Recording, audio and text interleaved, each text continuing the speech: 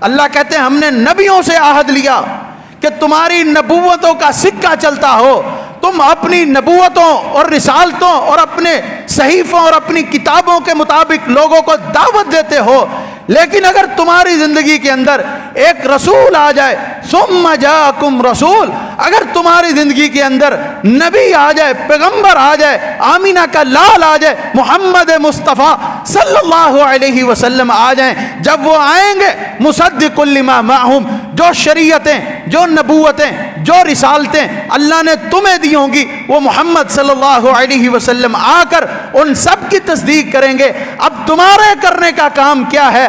اپنی نبوتوں کو، اپنی رسالتوں کو بند کر دینا ہے۔ لَتُؤْمِنُنَّ بِهِ وَلَتَنْصُرُنَّ، تم نے بھی اگر ایمان لانا ہے تو محمد صلی اللہ علیہ وسلم پر ایمان لانا ہے۔ فَمَن تَوَلَّى بَعْدَ ذَلِكَ فَأُولَٰئِكَ هُمُ الْفَاسِقُونَ۔ اللہ نبیوں کو کہہ رہے ہیں کہ اگر تم میں سے کسی نے اس عہد کو توڑا تو وہ فاسق ہوگا۔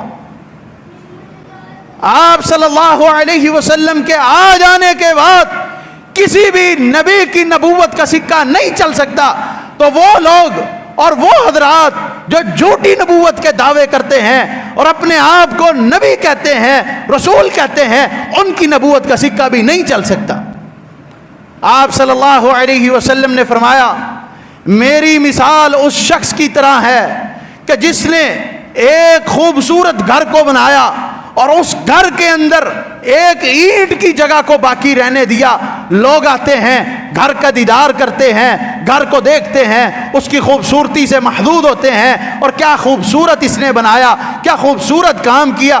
بس یہ جو اینٹ کی خالی جگہ ہے، یہ اینٹ لگ جاتی، اس کی خوبصورتی بڑھ جاتی، اس کی شان بڑھ جاتی۔ آپ نے فرمایا انا اللبنہ، میں وہی اینٹ ہوں، وانا خاتم النبیین، اور میں نبوت کے سلسلے کو ختم کر دینے والا ہوں۔ میرے بعد کوئی نبی نہیں آئے گا۔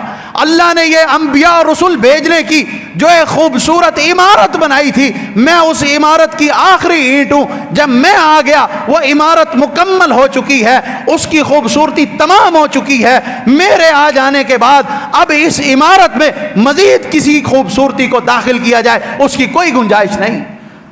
وہ بدصورتی تو ہو سکتی ہے مرزا غلام احمد قادیانی کی صورت میں، یا اس کے چیلے اور اس کے خلیفوں کی صورت میں، کہ جن کو اللہ نے موتیں بھی گندی دی، دنیا میں بھی ذلیل کیا۔ اور صحابہ کرام رضوان اللہ علیہم اجمعین، جب ان کے دور میں جس نے نبوت کا دعویٰ کیا تھا، اسود انسی جیسے خبیث نے، صحابہ نے ان کے خلاف جا کے جہاد کیا تھا۔ آپ صلی اللہ علیہ وسلم کے آ جانے کے بعد